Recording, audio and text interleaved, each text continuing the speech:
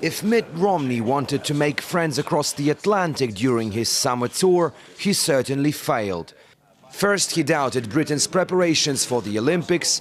Then he angered Palestinians by calling Jerusalem Israel's capital, even though Washington does not recognize Israel's annexation of its eastern lands.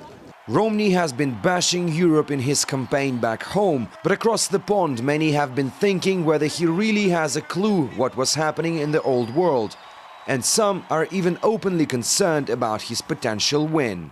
There is a fear that a Romney victory will see a further implementation of free market measures, particularly tax cuts, which can only encourage governments like David Cameron's in Britain to emulate what happens in America under a Republican presidency. That has been the pattern of the last 3 decades. So I think people in Britain would be scared of a Romney victory.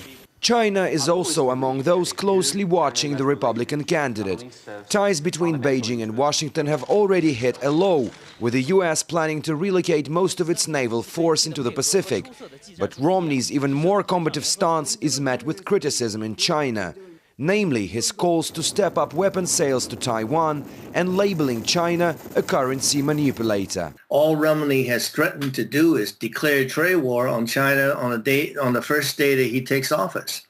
Relations with Russia was a large chunk of Romney's election campaign, and that's where he also created some grounds for concern. Just like his Republican predecessor in the presidential race, John McCain, Romney has been expressing a hardline, if not hostile, attitude towards Moscow, which made many in Russia think that should he become the new US leader, the relations would be reset again, but this time towards negativity. Romney's branding of Russia as the United States' main geopolitical foe even prompted some rather sarcastic gratitude from Russia's president. Putin said it's thanks to Romney that Moscow understood its suspicions about the missile defense shield in Europe were spot on. If Mr. Romney is elected, it will be a year of a farcical, theatrical Cold War.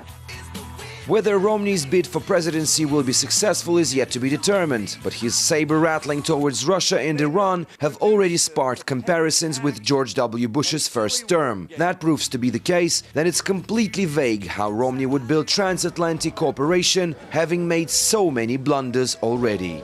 Alexei Roshevsky, RT, reporting from Moscow.